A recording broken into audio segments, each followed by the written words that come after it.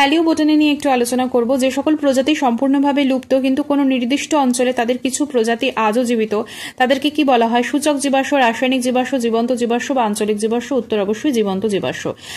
গ্রাপ্টোলাইটস কি? গ্রাপ্টোলাইটস হচ্ছে সূচক জীবাশ্ম, রাসায়নিক, জীবন্ত আর ভৌত জীবাশ্ম। গ্রাপ্টোলাইটস হচ্ছে সূচক জীবাশ্ম, যার মাধ্যমে যে এটি কোন সময়কার সেই সময়টা কিন্তু তুলে ধরা হয়।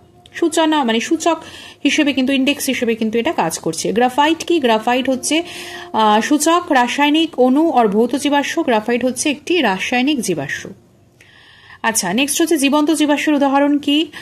জীবন্ত জীবাশ্মের একটা উদাহরণ হচ্ছে গিঙ্কো।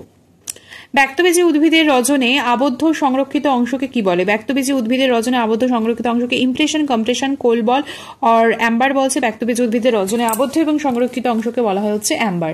মাইক্রোফসিলের উদাহরণ কি? ব্যাকটেরিয়া, প্রোটোজোয়া, পরাগরেণুর জীবাশ্ম সবকটাই কিন্তু মাইক্রোফসিলের উদাহরণ, যাকে মানে অনুবীক্ষণ যন্ত্রের মাধ্যমে যে ফসিলগুলোকে দেখা যাচ্ছে। জৈব কণা কোষের শিলাতে পরিবর্তিত হওয়াকে কি বলে? জৈব কণা কোষের শিলাতে পরিবর্তিত হওয়াকে বলা হয় হচ্ছে পেট্রিফিকেশন। শিলাতে পরিবর্তিত হওয়াকে বলা হয় পেট্রিফিকেশন। পাললিক শিলাতে উদ্ভিদ অংশের যে ছাপ সৃষ্টি হয় এবং তাতে যে জীবাশ্মটি সৃষ্টি হয় তাকে কি বলে? পেট্রিফিকেশন, ইনকাস্টেশন, ইমপ্রেশন আর কম্প্রেশন। পাললিক শিলাতে উদ্ভিদাংশের যে ছাপটা সৃষ্টি হচ্ছে এবং তার ফলে যে জীবাশ্ম সৃষ্টি হয় তাকে বলা হয় ইমপ্রেশন। ইমপ্রেশন মানেই হচ্ছে ছাপ। সূচক জীবাশ্মের একটি উদাহরণ কি? সূচক জীবাশ্মের একটা উদাহরণ আমরা অলরেডি জেনেছি যে গ্রাপ্টোলাইটস, এছাড়া হচ্ছে অ্যামোনাইটস এবং গ্রাপ্টোলাইটস, এই দুটোই হচ্ছে সূচক জীবাশ্মের উদাহরণ।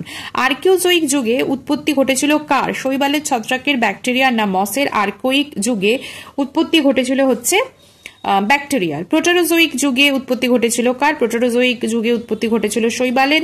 প্যালিওজোয়িক যুগে উৎপত্তি ঘটেছিল হচ্ছে ছত্রাকের। তাহলে আর্কিওজোয়িকে হয়েছিল হচ্ছে ব্যাকটেরিয়া, প্রোটেরোজোয়িক যুগে হয়েছিল হচ্ছে শৈবাল এবং প্যালিওজোয়িক যুগে হয়েছিল ছত্রাকের। ফর্মজেনাস লিগনিওটেরিস হলো উদ্ভিদের অংশের জীবাশ্ম, মানে কি সেটা? কাণ্ড, পাতা, মূল না ফ্র্যাক্টিফিকেশন? এটা হচ্ছে কাণ্ড। ল্যাজেনস্টোমাটা লোমানি হলো লিগিনোটেরিস উদ্ভিদের কোন অংশের জীবাশ্ম? না কাণ্ড, পাতা, মূল না বীজ? এটা হচ্ছে বীজের। উইলিয়ামসোনিয়া সেওরেডিয়ানা জীবাশ্ম পুনর্গঠিত করেন বিজ্ঞানী সাহানি। ভারতের জীবাশ্ম অধ্যয়নের বীরবল সাহানি ইনস্টিটিউট স্থাপিত হয় পাটনা, দিল্লি, লখনৌ আর মুম্বাইতে। ভারতের জীবাশ্ম অধ্যয়নের বীরবল সাহানি ইনস্টিটিউট স্থাপিত হয় হচ্ছে লখনৌতে। ভারতের জীবাশ্ম সমৃদ্ধ অঞ্চল কি? বিহারের রাজমহল হিল, সিকিমের হিমালয়, অসমের মিসমিহিল, দক্ষিণ ভারতের নীলগিরি পর্বত। ভারতের জীবাশ্ম সমৃদ্ধ অঞ্চল হচ্ছে বিহারের রাজমহল পাহাড়। এছাড়া পাঁচমারি রয়েছে। যাই হোক, কডেটস জীবাশ্ম হলো মূলের জীবাশ্ম, কাণ্ডের জীবাশ্ম, পাতার জীবাশ্ম আর ফুলের জীবাশ্ম। এটি হচ্ছে কাণ্ডের জীবাশ্ম। কডেটস জীবাশ্ম হচ্ছে একটি কাণ্ডের জীবাশ্ম। রাইনিয়া মেজর জীবাশ্মের বর্তমান সঠিক নাম কি? এটি হচ্ছে অ্যাগ্লাওফাইটন মেজর। যে জীবাশ্মে বহির্গঠন এবং অন্তর্গঠন অপরিবর্তিত থাকে, কোন রকম পরিবর্তন হয় না, কেবলমাত্র প্রস্তরে পরিণত হচ্ছে, পাথরে পরিণত হচ্ছে, সেটা কি? কার্বনিত, অশ্বীভূত, সংনমন না ছাঁচ জীবাশ্ম? ছাঁচ জীবাশ্ম হচ্ছে যেটা ইমপ্রেশন, যেটা পাললিক শিলার মধ্যে হচ্ছে, এবং কার্বনিত মানে যেটা মানে কার্বনটা এক্ষেত্রে ভীষণ ভাইটাল, সেটাই বোঝাচ্ছে। এবং অশ্বীভূততে কোনো রকম কিছু পরিবর্তন হয় না, শুধুমাত্র প্রস্তরে বা পাথরে পরিণত হচ্ছে। এটা অপশনগুলোর মধ্যে অশ্বীভূত জীবাশ্মই হচ্ছে দ্য রাইট আনসার, এবং একটা ছিল হচ্ছে সংনমন অপশনের মধ্যে। যাই হোক, অশ্বীভূত জীবাশ্ম গঠনকালে কোষে যা প্রবিষ্ট হয়, নমুনা অশ্বীভূত হয়, সেটা silica, calcium carbonate, iron sulphide নাকি সকলেই? অশ্বীভূত জীবাশ্ম গঠনকালে কোষে যা প্রবিষ্ট হয়, নমুনা অশ্বীভূত হয়, সেখানে সিলিকাও আছে, সেখানে ক্যালসিয়াম কার্বনেটও আছে, সেখানে আয়রন সালফাইডও রয়েছে, অর্থাৎ সবকটাই হচ্ছে আনসার। জীবাশ্ম গঠনকালে দেহকোষের হাইড্রোজেন, অক্সিজেন নির্গত হয় এবং কেবলমাত্র কার্বনটা অবশিষ্ট থেকে জীবাশ্ম গঠিত হচ্ছে, সেটা কি? সেটা হচ্ছে সংনমন, ছাপ। কার্বনিত জীবাশ্ম নাকি কোনোটি নয়, সেটা হচ্ছে কার্বনিত জীবাশ্ম।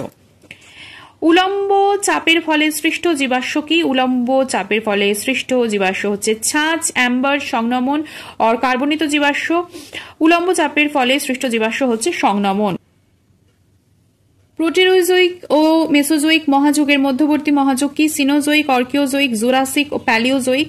প্রোটেরোজোয়িক এবং মেসোজোয়িক মহাযুগের মধ্যবর্তী মহাযুগ হচ্ছে প্যালিওজোয়িক। পাললিক শিলাস্তরে প্রাপ্ত প্রস্তরীভূত জীবদেহ বা দেহের ছাপ কি? জীবন্ত জীবাশ্ম, সূচক জীবাশ্ম, জীবাশ্ম না কোনোটিই নয়। পাললিক শিলাস্তরে প্রাপ্ত প্রস্তরীভূত জীবদেহ বা দেহের ছাপ হচ্ছে জীবাশ্ম। অতীত যুগের উদ্ভিদ বা প্রাণীর আণুবীক্ষণিক বা ক্ষুদ্রাংশের জীবাশ্ম কি?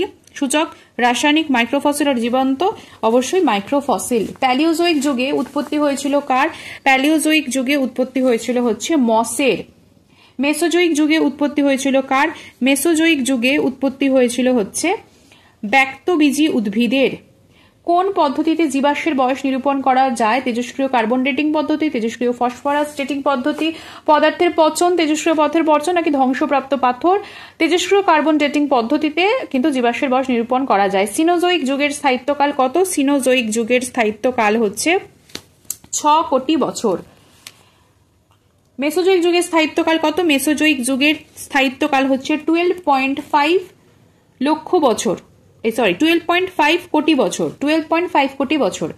আর্কিওজোইক যুগের স্থায়িত্বকাল কত? আর্কিওজোইক যুগের স্থায়িত্বকাল হচ্ছে 50 কোটি বছর। আর্কিওজোইক যুগের স্থায়িত্বকাল হচ্ছে 50 কোটি বছর, যে সময় ব্যাকটেরিয়া উৎপন্ন হয়েছিল। জীবাশ্ম গঠিত হওয়ার শর্ত কি? যে বদ্ধ জলা জায়গা থাকতে হবে, অল্প অক্সিজেনযুক্ত না বেশি অক্সিজেনযুক্ত, অল্প নাইট্রোজেনযুক্ত নাকি বেশি নাইট্রোজেনযুক্ত? অল্প অক্সিজেনযুক্ত জায়গা, বদ্ধ জলা জায়গা থাকতে হবে, তবেই জীবাশ্ম হবে। জীবাশ্ম গঠিত হওয়ার শর্ত আরো একটি কি? কলাকোষের দ্রুত পচন, কলাকোষের ধীরে ধীরে পচন, কলাকোষের পচন রোধ, আর কোনোটি নয়। জীবাশ্ম যেহেতু, অবশ্যই কিন্তু আরেকটি শর্ত হচ্ছে কলাকোষের পচন রোধ। ইনফেস্টেশন জীবাশ্মের উদাহরণ কি? ক্যালামাইটস। ক্যালামাইটস হচ্ছে ইনফেস্টেশন জীবাশ্মের উদাহরণ। কম্প্রেশন জীবাশ্মের উদাহরণ হচ্ছে লেপিডোস্ট্রোবাস। লেপিডোস্ট্রোবাস কোন হচ্ছে কম্প্রেশন জীবাশ্মের উদাহরণ। গ্লাসোপটেরিস হচ্ছে কি? একটি মাইক্রোফসিল আর মেগাফসিল আর ইন্ডেক্স ফসিল। তো গ্লাসোপটেরিস হচ্ছে একটি মেগাফসিল, যাকে অনুবীক্ষণ যন্ত্র ছাড়া এমনি কিন্তু দেখা যায়। প্রাচীন পৃথিবী প্রায় 200 কোটি বছর আগে দুটি খণ্ডে বিভক্ত ছিল। একটি খণ্ডের নাম ইউরেশিয়া, অপরটি হচ্ছে আর্কটিক আর আন্টার্কটিকা আর গন্ডোয়ানা আর প্রোরেশিয়া, একটা হচ্ছে গন্ডোয়ানা। তো প্রাচীন পৃথিবী 200 কোটি বছর আগে দুটি খণ্ডে বিভক্তি ছিল, একটা হচ্ছে ইউরেশিয়া, একটা হচ্ছে গন্ডোয়ানা অঞ্চল। জীবাশ্ম পরাগরেণু অধ্যয়ন যে শাখায় অধ্যয়ন করা হয় সেটা হচ্ছে প্যালিওপ্যালিনোলজি, মেলিটোপ্যালিনোলজি, এরোপ্যালিনোলজি আর ফসিল প্যালিনোলজি। সো জীবাশ্ম পরাগরেণুর অধ্যয়ন যে শাখায় করা হচ্ছে সেটা হচ্ছে প্যালিওপ্যালিনোলজি। শুধুমাত্র অনুবীক্ষণ যন্ত্রে যে জীবাশ্ম দেখা যায় সেটা হচ্ছে মাইক্রোফসিল, এবং calcium, magnesium carbonate, iron sulphide দিয়ে তৈরি যে জীবাশ্ম সেটা কি? অ্যাম্বার, গ্রাফাইট, কোলবল আর অ্যাসফল্ট।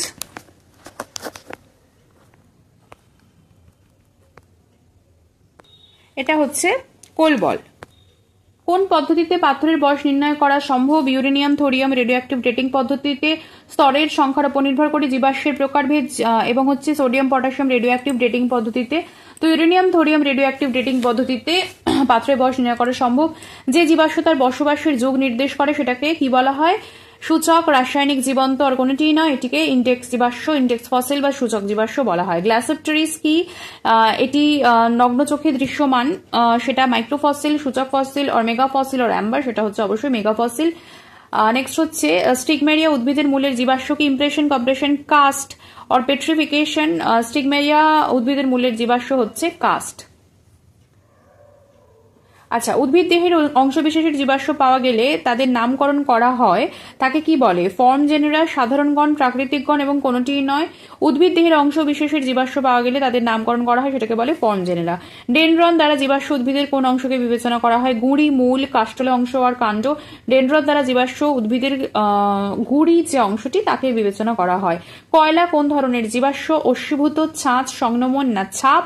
কয়লা হচ্ছে সংনমন, অর্থাৎ উলম্ব চাপের প্রভাবে যেটা হচ্ছে সেটাই হচ্ছে কয়লা। পেট্রোলিয়াম উৎপন্ন হয় কিসের দ্বারা? ফোরামিনিফেরা, কারা, পাইসাইফনিয়া নাকি সবকটি? পেট্রোলিয়াম উৎপন্ন হয় ফোরামিনিফেরার মাধ্যমে।